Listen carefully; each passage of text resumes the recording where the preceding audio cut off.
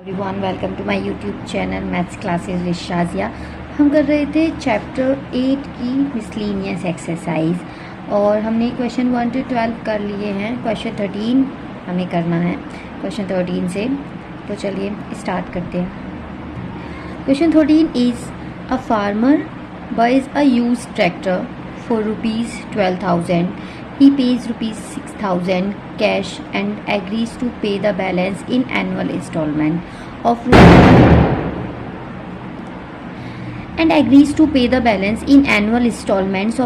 ₹500 plus 12% interest.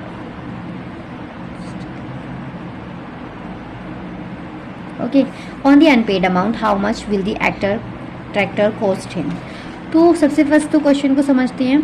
तो एक farmer ने 12,000 का एक ट्रैक्टर लिया है, यूज्ड ट्रैक्टर मतलब सेकेंड हैंड ट्रैक्टर लिया है, और उन्होंने 6,000 तो पे कर दिया है, 6,000 उनका बचा है जो कि वो इंस्टॉलमेंट में देंगे। मतलब कि जब भी वो जितना भी वो हमारा बचा है उसके 12% इंटरेस्ट लगेगा उस पर, जो कि वो हर महीने 500 हर साल, जो भी मतलब एनुअल इंस्टॉलमेंट है तो हर साल 500 रुपीज़ देंगे। ठीक है, तो अब हमें क्या बताना है कि on the unpaid amount how much will the tractor cost him. तो इन सबको 6,000 तो उन्होंने दे दिए, 6,000 को उन्होंने इस इंस्टॉलमेंट पर देना है 12% की रेट पर। तो उसमें क्या करना है कि जितना भी उनका, जब तक कि वो उस 6,000 को पे नहीं कर देते हैं, जब तक वो कितना और इंस्टॉलमेंट पे करेंगे एंड उसको ऐड करके जो ट्रैक्टर की कॉस्ट होगी हमें वो बतानी है। ठीक है, चलिए करते हैं। तो सबसे फर्स्ट तो हमें ट्रैक्टर की कॉस्ट कितनी दी है, ट्रैक्टर है 12,000 का, और पेड जो अमाउंट है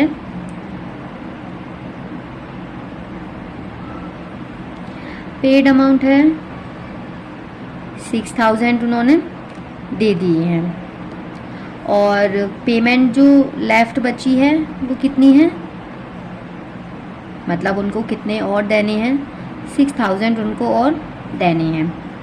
इंस्टॉलमेंट कितनी है, 500, कितने रेट से, 12% की रेट से उनको ये सब करना है। तो हमें टोटल इंटरेस्ट निकालना है। टोटल इंटरेस्ट हमें पता चल जाएगा, तो हम उसमें 6,000 को जो हमारा ट्रैक्टर की कॉस्ट है उसमें अगर हम टोटल इंटरेस्ट को ऐड कर देंगे तो हमारी जो ट्रैक्टर की कॉस्ट है वो आ जाएगी, क्योंकि इन सब को पे करने के बाद ये हमारा टोटल इंटरेस्ट आ जाएगा ना। तो चलिए करते हैं। 12% मुझे करने हैं, 12% ऑफ। सबसे फर्स्ट तो मेरे पास 6,000 ही हैं जो कि बच्चे हैं, जिसमें जो कि मुझे देने हैं। तो सबसे पहली जो एनुअल इंस्टॉलमेंट लगेगी वो 12% पर लगेगी। ठीक है, फिर अब देखो हम जो कर रहे हैं वो 500 को पे करते जा रहे हैं। तो फर्स्ट तो 6,000 पर लगेगी, जब हम 500 कर देंगे तो कितना बचेगा, 5500, 5,500 बचेगा, तो इस पर लगेगी। फिर जो नेक्स्ट जो थर्ड इंस्टॉलमेंट होगी उसमें हम 500 कर देंगे तो कितना बचेगा, 5,000। ऐसे ही हम जब तक कि नेक्स्ट लास्ट नहीं हो जाएगा, हम 12% का इंटरेस्ट जो है उन्हें देते जाएंगे, और इस इंस्टॉलमेंट के साथ। ठीक है, तो यहाँ पर ये मैंने क्या किया है कि देखो, जैसे कि मेरे पास 6,000 अभी बचे हैं, तो जो मैं पे करूँगी 500, वो 12% इस पर लगेगा। ठीक है, फिर नेक्स्ट, अब मैंने 500 तो पे कर दिया, 500 तो इसके अंदर से कट गए, तो कितना बचा, 5,500। अब 12% का जो इंटरेस्ट लगेगा वो इस पर लगेगा। फिर मैं नेक्स्ट जो कर दूंगी इसमें, तो मैं इस वाले टाइम पर 500 और दे दूंगी ना, तो कितने बचेंगे, 5,000, इस पर 12% लगेगा। तो ऐसे ही इन सब पर टोटल करके 12% का लग जाएगा, इसलिए हमने इसको ऐड में लिख लिया। अब ये है 12% ऑफ, इसको हम ऐसे लिख लेते हैं, 500 प्लस 1,000 प्लस ये है हमारा 6,000 तक। ऐसे भी हम इसका सम फाइंड कर सकते हैं, बट इसमें नंबरिंग थोड़ा ज़्यादा बड़ी है इसलिए हमने इसको ऐसे लिख लिया। ठीक है, 12% ऑफ। अब ये तो सम है और ये जीपी है, क्योंकि मैं जब भी जीपी नहीं है, ये एपी है, क्योंकि जब भी मैं माइनस करूँगी तब 500 आएगा, डिवाइड करूँगी तो सेम कॉमन रेशियो नहीं आ पाएगा।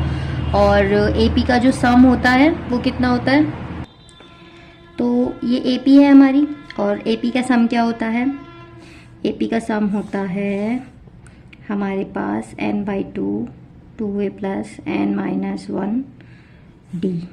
ओके, तो यहाँ पर हमारे पास n क्या, नंबर ऑफ टर्म्स तो हमें नहीं गिवन है ना, तो हम n फाइंड कर लेंगे, विच इज़ nth टर्म। अगर हमें कितने टर्म है ये फाइंड करना है तो हम लगाते हैं a प्लस n-1d।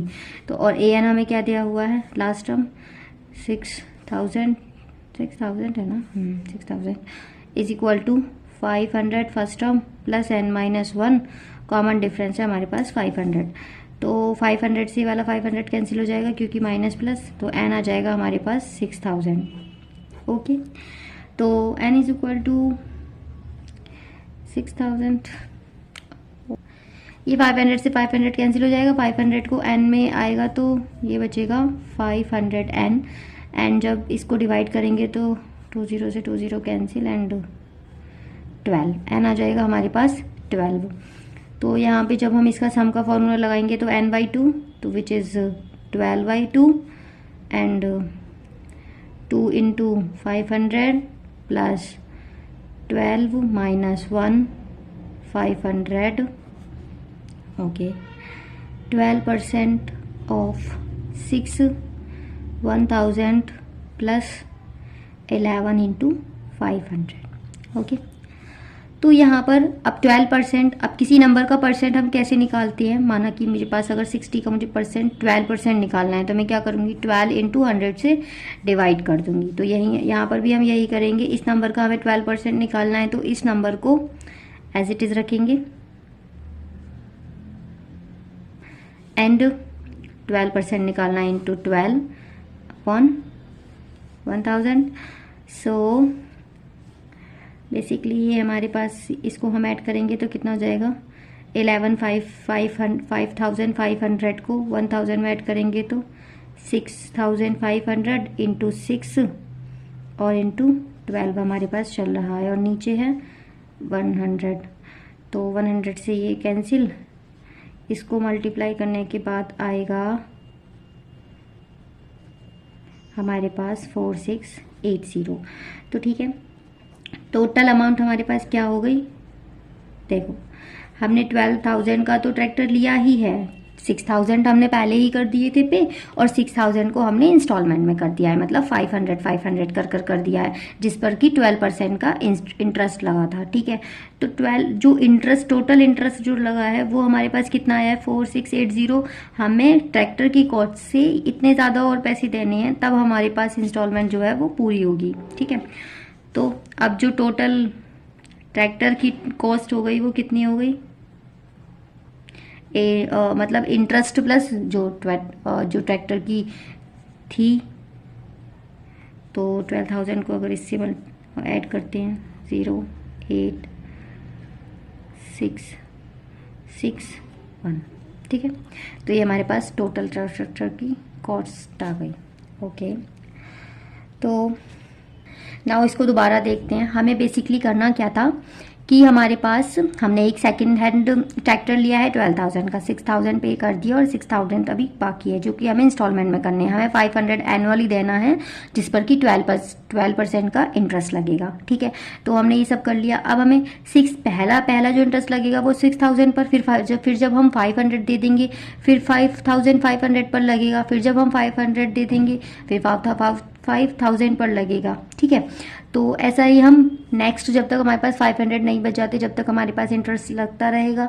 तो ये हमने कर लिया। अब सम का हमें फॉर्मूला पता है कि हम इसको एपी से फाइंड कर सकते हैं, तो हमने एपी से इसका एन फाइंड कर लिया कि हमारे पास ये टोटल 12 टर्म्स हैं, एंड इसके बाद हम इसका सम फाइंड कर लेते हैं by help of AP, and उसके बाद जो नंबर आएगा उस पर हम इंटरेस्ट लगा देंगे 12% का, तो हमारे पास जो टोटल इंटरेस्ट आ जाएगा। अब हमें पता चल गया कि हमें ट्रैक्टर की जो मेन पेमेंट है उसके बाद हमें एक वो भी देना है, तो इंटरेस्ट भी देना है। तो कितना देना है, टोटल इंटरेस्ट 4680 देना है। तो हम इसमें इसको ऐड करके जो हमारे पास ट्रैक्टर की टोटल कॉस्ट आ जाएगी वो आ जाएगी 6680 रुपीज़। ओके, यही आंसर है। नेक्स्ट क्वेश्चन है क्वेश्चन 15। क्वेश्चन 14 नहीं कराया क्योंकि वो सेम एज क्वेश्चन 13 है, तो उसको आप करिएगा। A person writes a letter to 4 of his friends. He asks each one of them to copy the letter and mail to 4 different persons with instruction that they move the chain similarly, assuming that the chain is not broken and that is costs 50 paise to mail one letter. Find the amount spent on the postage, I think postage होगा, when 8 set of letter is mailed। ठीक है, तो इसमें क्या है कि एक दोस्त ने अपने 4 दोस्तों को मेल किया है और उनसे कहा है कि तुम 4 को और करो। जैसे कि एक फिल्म में होता है कि किसी की हेल्प करता है तो उनसे कहता है कि तुम 3 की और हेल्प करो, सेम ऐसे ही। तो ये एक दोस्त है, इसने 4 को मेल किया है। अब ये 4 क्या करेंगे, 4 को और मेल करेंगे।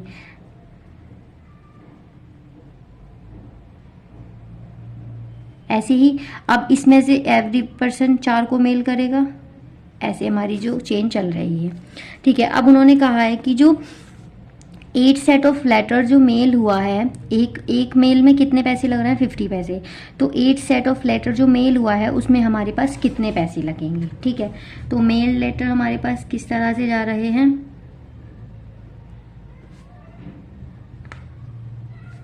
मेल लेटर किस तरह से जा रहे हैं। पहले तो हमारे पास क्या था, 4 थे, इस एक ने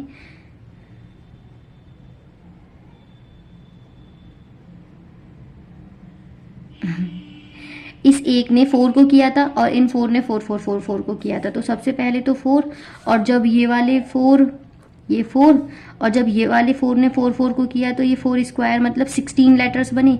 और जब ये वाले 16 जो करेंगे 4 को करेंगे तो वो 64 लेटर्स बन जाएंगे। ठीक है, तो ये 4 स्क्वायर फिर 4 क्यूब, इस तरह से हमारे जो लेटर्स हो रहे हैं वो मेल हो रहे हैं। तो ये एक हमारे पास चेन बनती जा रही है। और ऐसा हमें कब तक फाइंड करना है, find the amount spent on the postage when 8 set पर। मतलब फर्स्ट तो ये था हमारे पास 4 वाला, फिर सेकंड 4 स्क्वायर वाला, थर्ड 4 क्यूब वाला, जो 8th जो होगा वो होगा 8 वाला। ठीक है, तो हमारे पास यहाँ पर ए जो है वो 4 है एंड कॉमन रेशो हम निकाल लेते हैं विच इज़ 4। एंड अब हम इसका सम निकालते हैं। तो सम हम इसलिए निकाल रहे हैं जब भी तो हमें पता चलेगा टोटल कितने ईमेल हुए हैं। तो ए r⁻n-1 अपॉन r-1, ऐसे it is 4 into 4⁸ upon 4-1। Okay, तो ये हो जाएगा 4/3। 4⁸ इज होता है 65536, ये मैंने पहले ही निकाला हुआ था, एंड -1। S8 is 4/3 65535। ठीक है, तो टोटल लेटर जो मेल हुए हैं वो हमें पता चल गए। टोटल कितने लेटर मेल्ड हुए हैं, वो हुए हैं इसकी मल्टीप्लाई करने के बाद 87380। ठीक है, इसको इससे डिवाइड करने के बाद और फिर जो बचेगा उसकी मल्टीप्लाई करने के बाद हमारे पास इतने लेटर्स आएंगे। अब टोटल कॉस्ट ऑफ 1 लेटर की हमें दिया हुआ है 50 पैसे।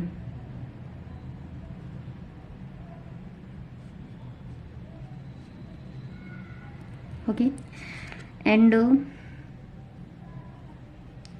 कॉस्ट ऑफ, अब इतने लेटर्स हैं हमारे पास तो इनकी जो होगी वो कितनी होगी, 500 इंटू 87380। ये हमारे पास किस में होगी, पैसे में, और हमें इसमें किस में करना है, रुपीज़ में। तो 1 पैसे इज इक्वल टू 1/100 रुपीज़ में हो जाएगा। तो 50 पैसे इज इक्वल टू 50/100 रुपीज़ में हो जाएगा। तो मैं इसको रुपीज़ में कर रही हूँ। Cost in rupees is 550 upon 100 into 87380 हो जाएगा। इससे ये कैंसिल करेंगे हम, इससे ये कैंसिल और 5 की इसमें मल्टीप्लाई होकर कितना बचेगा 43690। ओके, तो ये हमारे पास आंसर आ गया। तो हमने लेटर टोटल लेटर निकाल लिए। अब हमें पता है कि एक लेटर पर कितने पैसे हो रहे हैं और पैसे को हमने रुपीज़ में भी चेंज कर लिया। तो टोटल एक लेटर से हमारे पास 50 पैसे, तो इतने लेटर से हमारे पास हम इतने में मल्टीप्लाई कर देंगे तो हमें पता चल जाएगा कितने रुपीज़ बने। तो हमारे पास आ गया 43690 रुपीज़। ओके, नेक्स्ट क्वेश्चन है क्वेश्चन 16। नेक्स्ट है a man deposited rupee 10,000 in a bank at the rate of 5% simple interest annually. Find the amount in 15th year since he deposited the amount and also calculate the total amount after 20 years. ठीक है, तो हमारे पास सबसे पहले तो total deposit amount क्या है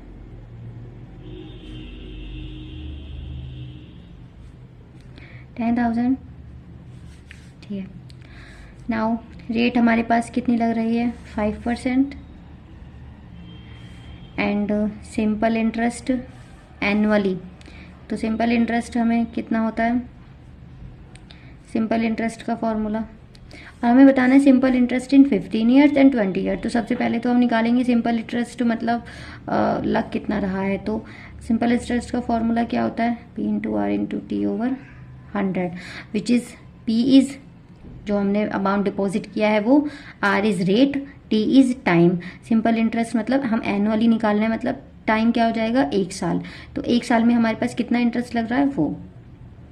तो P is 10,000, rate is 5, time is 1 and 100। इससे कैंसिल, ये हो जाएगा 500। तो सिंपल इंटरेस्ट हुआ, एनुअली हमारे पास 500 का हमें इंटरेस्ट देना है। ठीक है,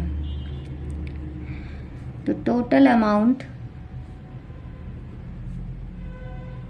इन 15th ईयर, टोटल अमाउंट जो होगा 15th ईयर्स में, अब 10,000 तो हमने उस बैंक में डिपॉजिट कर दिए। अब जो इंटरेस्ट लग कर जो वो हमारे पास जो हमारा अमाउंट हो चुका है वो कितना हो चुका है, हर साल जो लग रहा है वो 500 का लग रहा है, मतलब हर साल हमारे पास 500 आ जा रहे हैं। अब 500 में हमने ऐड कर 500 को हमें किस में बताना है 15th ईयर। अब जैसे कि 1 2 3 4 ऐसे ही 15th ईयर में जो हमें बताना है, तो हम कहाँ तक फाइंड करेंगे 14 ईयर में। अब इंटरेस्ट क्या होता है एनुअली लगता है, एक बार लग गया तो उस वाले ईयर में 15th ईयर का मतलब है कि 15 ईयर में कितना अमाउंट होगा। ठीक है, मतलब 15वें साल में कितना अमाउंट होगा, मतलब 14वें का लग कर 15वें में कितना होगा। ऐसा नहीं कि 15वें का लग कर उसमें क्या होगा। तो इसका मतलब है कि 14 तक हमारा जो सिंपल इंटरेस्ट का करके ऐड जो अमाउंट होगा वो, और 15th में वो कितना जाएगा। तो वही 500 इंटू 14, क्योंकि 14 जो हम वो लेंगे इंटरेस्ट जो लेंगे मतलब 14 साल हम जब भर देंगे उसको, जब उसके बाद हमारे पास कितना होगा ये बताना है मैनुअली। तो यहाँ पर हमारे पास हो जाएगा 10,000 प्लस 7,000 इज इक्वल टू 17,000। तो जो हमारा 15वें साल में जो हमारे पास अमाउंट होगा वो हमारे पास होगा 17,000। ठीक है, अब अगर हमें बताना होता आफ्टर 15th तो हम यहाँ पे 15 की मल्टीप्लाई करते, क्योंकि आफ्टर 15 तो 16 लगता, लेकिन 15th वाले में भी तो सिंपल इंटरेस्ट 500 ऐड होता ना, इसलिए 15 की मल्टीप्लाई करते। लेकिन अभी हमें 15 में बताना है कि 15 में कितना होगा, मतलब जब हम 50 जैसे कि ये 14 का 31 दिसंबर है मान लो। ठीक है, ये है 14 का 31 दिसंबर है, ये है 15 का 1 जनवरी। ओके, तो 14वें मतलब 14th में जो हम 14th ईयर में जो हम इंटरेस्ट पे करके जो लाएंगे वो 17,000 होगा ऐड करके हमारे पास टोटल अमाउंट हमारी बैंक में। और जब 15th ईयर में तो हम 1 जनवरी में जाएंगे तो वो इतना ही तो जाएगा नहीं जाएगा, क्योंकि 14th ईयर के बाद जा रहा है। अब उसमें जाने के बाद रहेगा जब ही तो बढ़ेगा ना, ऐसे थोड़ी ना कि हम फिर अगर हम 31st को निकाल लें तो कैसे बढ़ा देंगे वो लोग, तो इसलिए। Now the total amount after 20th year, ठीक है। Total amount after 20th year मतलब 20 साल के बाद, तो 20 साल तक जाऊंगी, 20 साल तक सिंपल इंटरेस्ट का अमाउंट काउंट करूंगी, उसके बाद क्या होगा, तो मतलब जो 500 में मैं किसकी मल्टीप्लाई करूंगी, 20 की ही। 14 की इसलिए की थी क्योंकि 15 में बताना था, इसमें 20 के बाद बताना है, इसलिए 20 की कर रहे हैं, बस सिंपली यही है। तो यहाँ पे ये हो जाएगा 10,000 एंड 20,000, ठीक है। नेक्स्ट क्वेश्चन है question 17। A manufacturer reckons that the value of a machine which cost him ₹5,625 will depreciate each year by 20%. Find the estimated value at the end of 5 year, ठीक है। तो हमारे पास यहाँ पर जो मशीन की कॉस्ट है वो कितनी है, 5,625। डेप्रीशिएट रेट मतलब कितना हमारे पास कम होता जा रहा है, 20% की, उससे टाइम कितना है 5 ईयर, 20% कम होता जा रहा है एवरी ईयर, और 5 ईयर में क्या होगा उसका रेट हमें मशीन का ये बताना है, ठीक है। Value of machine left after each depreciate, ठीक है। तो ये हो जाएगा 15,000 में परसेंट निकालना होता है तो हम क्या करते हैं कि इस किसी का हमें 20% निकालना है तो x20/100 कर देंगे, ठीक है। अब हमारे पास माना देखो 100 रुपीज़ है, इसमें से 20% का हमें क्या हो रहा है, हर एवरी ईयर वो कम हो रहे हैं, तो जब मैं 100 का 20% जो निकालूंगी तो 20 × 100 कर दूंगी, तो ये कितना होगा 20। तो एवरी ईयर जो मेरे पास है 20 कम हो रहे हैं। अब 20 करने के बाद 100 में से 20 माइनस करने के बाद 80 बचेंगे। अब जो मैं नेक्स्ट ईयर में करूँगी वो मैं 80 का निकालूंगी, तो 80 का 20% 16, 80 में से 16 माइनस करके जो नेक्स्ट ईयर होगा उसका 20% निकालूंगी। हम इस तरह से चल रहे हैं, ठीक है। तो 20% मतलब अब value of the machine left after each depreciate मतलब 5th ईयर में, और हमें बताना है। तो देखो फर्स्ट में जब 20% का कम हो जाएगा तो कितना बचेगा, उसका 80% ही तो बचेगा। जब हमारे पास ये चीज़ का 100% है और 20% कम हो रहा है तो मेरे पास उसका कॉस्ट कितना बच रहा है 80%, तो मैं 100 का 80% ले लूँगी। अब इस पूरे टोटल कॉस्ट, ये तो 1 ईयर में है, अब इसका जितना भी 80% आएगा जो नेक्स्ट ईयर होगा उसमें भी तो फिर 80% बचेगा। फिर इस ये जितना भी नंबर आएगा इसको सॉल्व करके फिर 3rd ईयर में मैं उसका भी तो 80% निकालूंगी, फिर जो इसका टोटल आएगा फिर उसका 80% निकालूंगी, ठीक है ना। और फिर आएगा, ऐसा करते करते हमें कितना करना है, फिर 5 ईयर तक करना है। तो पहले ईयर में तो मैंने 80% निकाला, फिर जो नंबर आया उसका 80% निकाला, फिर जो नंबर आया उसका 80% निकाला, फिर जो नंबर आया उसका 80%, हम ऐसे ही कर रहे हैं, ठीक है। ये समझ आया ना।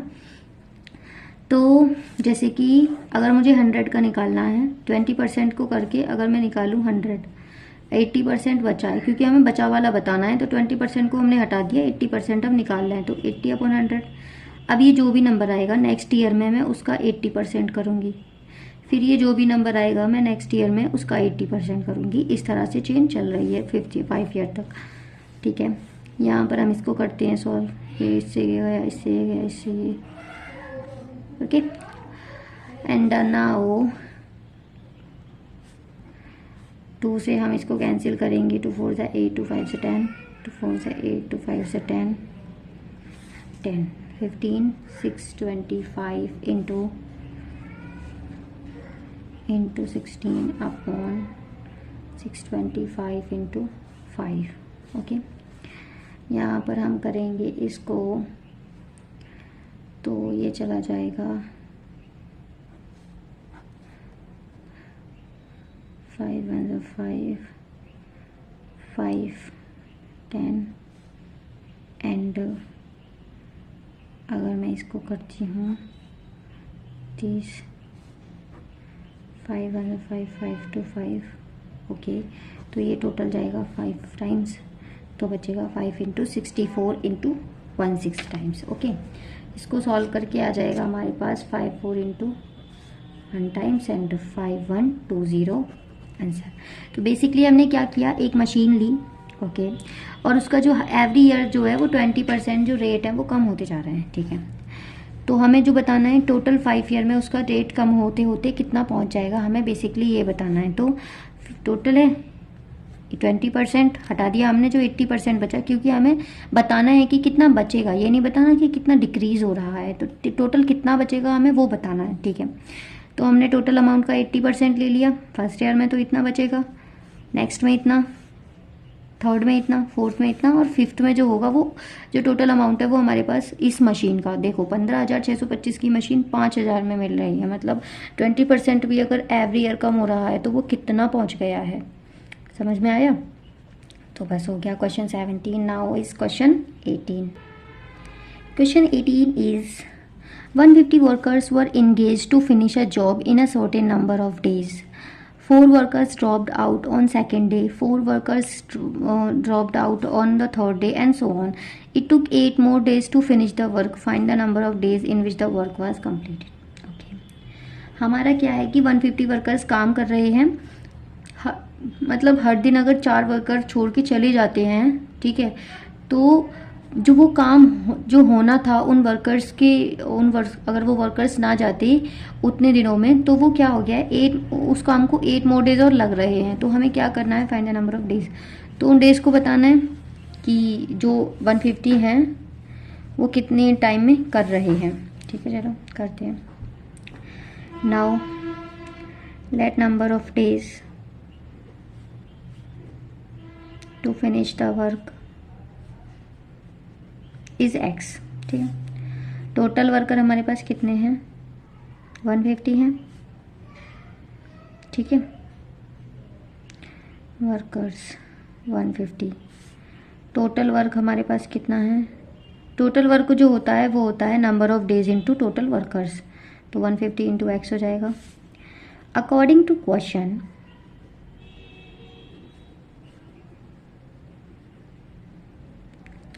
पहले हमारे पास 150 थे, फिर 4 वर्कर छोड़ के चले गए तो 146 बचेंगे, फिर 4 140 138, इस तरह से चलता रहेगा हमारे पास days to finish the work. अब टोटल जब हमारे पास देखो पहले तो हमारे पास ये सब हो रहा था, अब क्या है कि 4 वर्कर हमारे पास एवरीडे छोड़कर जा रहे हैं, तो टोटल वर्क जो है वो 8 मोर डेज और ले रहा है, जितना काम जितने दिनों में हो रहा था उतना 8 मतलब उसमें 8 दिन और ऐड हो गए हैं, तब हमारे पास उसका हो रहा है। तो हमारे पास क्या हो जाएगा 150x टोटल वर्क बेसिकली ये हमारे पास एक AP फॉर्म हो रही है, इसका डिफरेंस -4 आएगा। तो ये ए और AP का सम कितना होता है n/2 2a + n-1d, ओके। और n क्या है हमारे पास, total days x + 8/2 2 into 150 plus total days x + 8 -1, और जो कॉमन डिफरेंस है वो -4। 146 में से हम 150 करेंगे तो क्या आ जाएगा -4, a = 150, okay. And now x + 8/2 ये जाएगा 300 प्लस x + 7 इंटू -2 -4 ही रहेगा अभी तो। 150x + 8, इसको मैं अंदर डिवाइड करूँगी 150 प्लस x + 7 इंटू -2, ठीक है। नाउ ये हमारे पास ऐसे चल रहा है, and now is 150x = x + 8 150 - 2x - 14 = x + 8, ये हो जाएगा 136 - 2x। यहाँ पर अब मैं इसको सॉल्व करती हूँ, अगर इसकी मल्टीप्लाई करती हूँ तो बचेगा 136x माइनस 2x² प्लस 136 की 8 में करूँगी तो 1088 आएगा एंड माइनस 16x। एग्री, यही आएगा। अब नाउ 150x इधर है तो हम क्या करते हैं, इस टोटल वैल्यू को इधर ले आते हैं तो ये 2x² जो है वो हमारे पास प्लस का हो जाएगा। नाउ हमारे पास है 2x² minus 120x plus 150x minus 1088 is equal to 0। तो यहाँ पे हमें इसको सॉल्व करने के बाद 150 में से इसको माइनस करेंगे तो कितना बचेगा, 30x minus 1088 is equal to 0। 2 से डिवाइड कर देते हैं। इस क्वाड्रेटिक इक्वेशन को सॉल्व करेंगे, मल्टीप्लाई करके 544 आना चाहिए। ये मैंने पहले ही देखा हुआ था कि क्या आएगा, इसलिए मैं इजीली कर रही हूँ, अदरवाइज़ आप ऐसे 544 करें। 2 x² x कॉमन ले लेंगे तो बचेगा x plus 32 minus 17 x plus 32 is equal to 0। x is equal to हो जाएगा 17 एंड माइनस 32। ये हो जाएगा हमारे पास नेगलेक्ट, क्योंकि अब डेज जो है वो माइनस नेगेटिव में तो नहीं जा सकती ना, पॉजिटिव में ही जाएंगे, इसलिए x इज इक्वल टू 17। तो total days is x plus 8, 17 plus 8 is equal to 25 days. तो जो x जो था वो डेज थे कि अगर हमारे पास वर्कर्स नहीं जाते हैं तब, ठीक है, मतलब एवरी डे चार वर्कर कम नहीं होते हैं तब। तो x प्लस 8 मोर डेज लग रहे थे जब एवरी डे 4 वर्कर हमारे पास छोड़कर जा रहे थे। तो इसलिए हमने क्या कर दिया, टोटल डेज में x प्लस 8, तो हमारे पास टोटल डेज 17 आ गए। और जब हमारे पास वो चलेगा पैटर्न कि every day 4 workers left, then ये हो जाएगा हमारे पास, ये बचेगा। तो हमारा काम कितने दिनों में फिनिश होगा, 25 डेज में। Okay, answer. So the miscellaneous exercise के सभी क्वेश्चंस हो चुके हैं और चैप्टर 8 फिनिश हो चुका है। नेक्स्ट चैप्टर है स्ट्रेट लाइन, जो कि हम नेक्स्ट लेक्चर में स्टार्ट करेंगे। एंड अगर कोई डाउट हो तो you can ask me without an hesitation. Okay, thank you.